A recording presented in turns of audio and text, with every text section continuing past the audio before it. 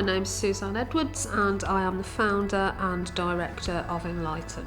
Enlighten set up just coming up to 5 years now. We set up to be an e-learning company primarily with background in education.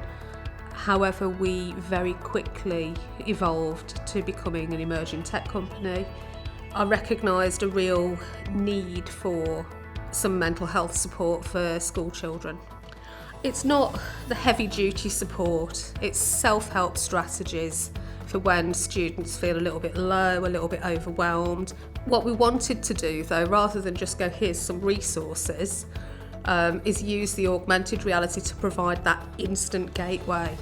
And we wanted to use an intern to provide a specialist knowledge that we hadn't got in-house. So to make it a little bit more engaging, a little bit more interactive, we thought get some 3D models, some avatars, and it just gives them that little bit of engagement and interaction before they get into the mental health support. My name's Leighton, I'm a graduate at Staffordshire University. I did the concepts for the characters and then I went on to create them in 3D and do the textures for them before putting together an animation, animating them and then sending them over to be put in the actual app. I've been pretty much, I would say, not entirely in charge of the art aspect, but because that's my area, they, even though that there was managers above me, I was given the responsibility of making most of the decisions because that's what I know and they trusted my decisions. So we had great benefits with Leighton. He was really good. He really knows his stuff with 3D modelling. It was bringing a whole new skill set to Enlighten. We've been able to really use that to provide the best possible product for our young people. And again, it's another opinion. It's a more rounded team, I think, with Leighton. It was an excellent experience. I'm glad that I managed to get some work experience done despite the lockdowns and the pandemic. But even though some of it was done online, working from home, I was glad that I got some actual office experience. That was very valuable. I was alumni of Staffordshire Uni, to my degree there. It's local and I'm very, very passionate about working with local agencies. The benefits have been fantastic.